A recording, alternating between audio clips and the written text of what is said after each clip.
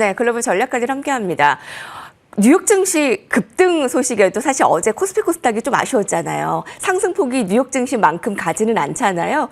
오늘은 어떠할까요? 오늘 이제 코로 0.09%의 상승, 야간 선물과 EWI 모두 다 이제 플러스권인데 뉴욕 증시의 급등 대비해서 코스피는 조금 주춤합니다만 좀 먼저 오른 감도 있기 때문에 또 업종별 종목별로 잘 봐야 되겠습니다. 신한투자증권 황유연 PB팀장님과 함께하겠습니다. 안녕하십니까? 안녕하세요. 먼저 오늘 뉴스거리 가운데 뉴욕 증시 안에서 호재가 됐던 게 물가지표의 완화 소식입니다. 사실 관세 영향을 아직은 받지 않았다. 이제 뭐 5월부터는 불가피하다라고 하는데 올 여름부터는 이제 관세 충격이 올까도 궁금하고요. 일단 이번에 CPI는 4년 만에 최저로 좀 긍정적인 부분이었잖아요. 어떻게 보셨어요? 일단은 오늘 CPI는 뭐 사실 시장에 큰 영향을 미치지 않을 거라고는 다들 예상했던 것 같습니다. 그리고 다행히도 또 예상치에 거의 부합하거나 하회하는 수준 정도로 나왔기 때문에 시장에서는 다행히 환호를 했고, 뭐 앞서 이영희 위원님께서 말씀해 주셨던 것처럼 여러 가지 뭐 이제 트럼프의 사우디 순방부터 시작해서 특히나 오늘 S&P보다는 기술주 위주의 상승이 많이 또 두드러졌던 하루입니다. 한국 증시는 사실 말씀하셨던 대로 선제적으로 뭐 이제 미중 무역 합의에 일어났던 월요일 오후부터 반영을 했기 때문에 뭔가 지금 현재 미국 시장보다 한 박자 빨리 움직이는 그런 느낌은 좀 있기는 하거든요. 미국 시장이 우리나라가 반도체가 좀 먼저 올라가고 미국 시장이 따라 올라가고, 사실 어제 반도체 섹터들을 많이 기대를 많이 하셨겠지만 어제 사실 상대적으로 그동안 그 월요일 날 하락이 좀 심했었던 섹터들의 반등이 좀 많이 나왔잖아요. 그런 정도의 계속 순환매가 이루어지고 있는 양상입니다. 어제 CPI가 미중 무역 합의로 인해서 금리 인하 전망이 사실 좀 뒤로 밀리면서 이제 사실 금리 인하에 대한 그런 부분들이 좀 불확실성이 됐는데, 다시 CPI가 또 약간 하락하면서 나오면서 또 금리 인하에 대한 이슈가 또 다시 또 조만간 나올 수 있을 거라고 봅니다. 사실 그러다 보니까 금리 인하에 대한 이슈가 계속 좀 변동이 좀 심해졌잖아요. 네. 이런 불확실성이 시장에 있어서는 뭔가 특히 한국 시장, 민감한 한국 시장에 있어서는 조금 더 아직까지는 중립적인 영향 바라보는 것 같습니다. 그래서 CPI는 일단은 말씀하셨던 대로 다음 달에 나올 CPI가 더 중요한 것 같고요. 그리고 지금은 우리나라 시장으로 좀 대입해서 본다라고 하면 여전히 좀 종목별 섹터장 이렇게 계속 보셔야 될 것 같습니다. 종목별 섹터장. 네. 트럼프 대통령은 CPI 이번에 물가지표 발표 후에 금리 인하 계속 압박하고 있습니다. 네. 오늘도 또 SNS에 올렸어요. 네. 예. 자, 민성지성 아빠님, 애플이랑 연예인 걱정을 하는 게 아니다. 네, 타이거님, 환율 1417.02, 코스피 200, 야간 선물 또 플러스 0.72% 등등 의견 주십니다.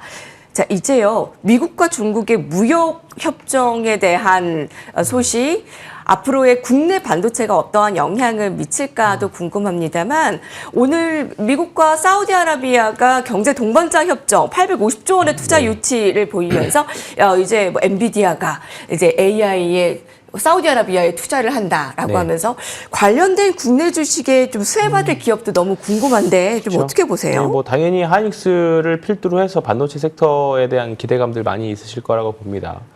일단 우리나라 지수가 올라가려면 삼성전자가 좀 세게 올라가줘야 되는데 6만 원의 벽을 계속 넘지 못하고 있습니다. 그리고 이제 환율이 어느 정도 내려왔는데도 불구하고 아직까지 외국인들이 강력하게 뭔가 사준다라는 그런 느낌은 없었거든요. 다만 월요일 날 이제 외국인들의 매매 동향을 보면 그래도 전체 코스피 전체로는 크게 매수 안 했지만 삼성전자는 이제 1,000억 이상 매수하면서 그래도 이제 거래량도 나오면서 바닥에서 이제 좀 추세를 전환하려고 하는 그런 모습들을 좀 보여주고 있습니다. 이제 시간의 문제라고 보고 있고요.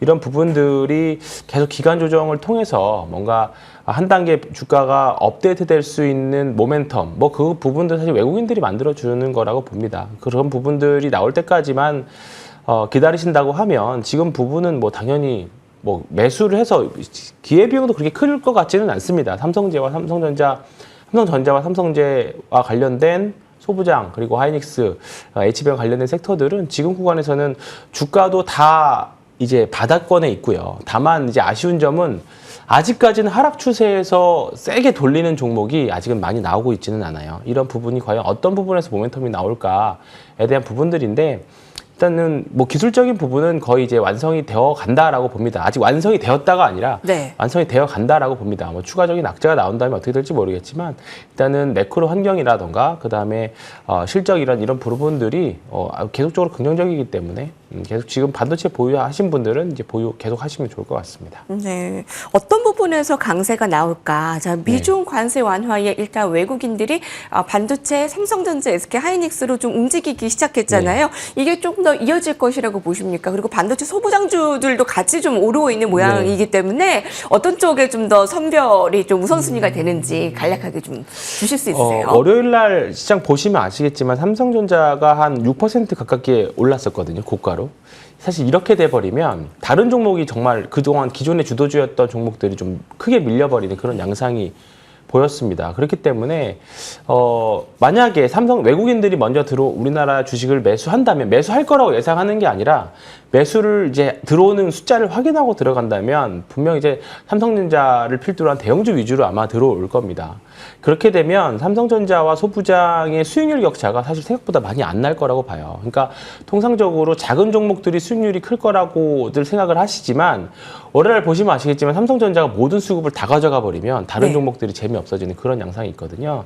그런 포트도 우리는 염두에 두셔야 될 것 같습니다. 그래서 외국인들이 공격적으로 한국에 들어온다라고 하면 그냥 우리나라 레버리지를 사시는 것도 방법이 될 것 같고요. 아니면 삼성전자를 사시는 것도 하나의 이제 포트 변경 전략으로 가지고 계셔야 될 것 같습니다.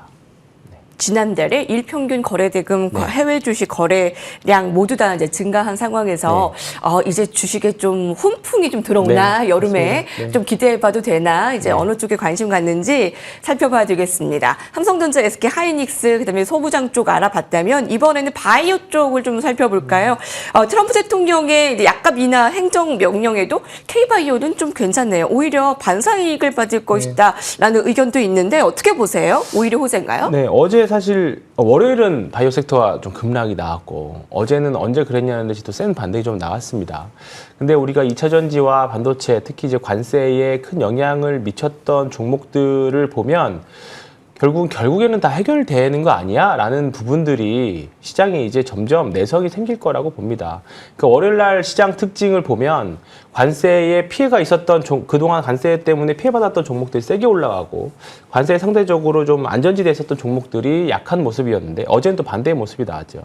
근데 이런 부분들이 이제 계속 키 맞추기를 할 거라고 봅니다. 결국은 관세 전쟁은 결론은 서로 양국이 좋은 방향으로 해결이 될 거라고 보거든요. 다만 그 안에서 어떤 코멘트가 나오고 어떻게 해결하는 과정에서의 변동성들이 유발하는 과정이기 때문에 우리가 트럼프 1기 때도 겪었고 최근 몇 달 내에도 다 겪은 상황입니다. 그리고 월요일 날 굉장히 좀 많은 수준으로 관세가 인하가 되었기 때문에 인하 폭이 나왔기 때문에 바이오 섹터도 약간 인하에 대한 부분들도 분명히 좀 협상이 들어갈 거라고 봅니다. 그렇게 되면 지금 사실 바이오 섹터들은 아주 매력적인 구간에 있지 않았나. 어제 미국 시장에서도 사실 바이오가 좋은 편은 아니었습니다만 이제 우리나라 바이오들은 상대적으로 신약에 대한 부분들이 더 많이 있기 때문에 이 부분에 대한 해석은 조금은 더 필요할 것 같습니다.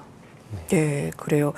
지금 뭐 댓글창에서는 이제 국내 시장에 바이오에 활황장 온다라는 의견이 있는데 그거에는 좀 너무 섣부른.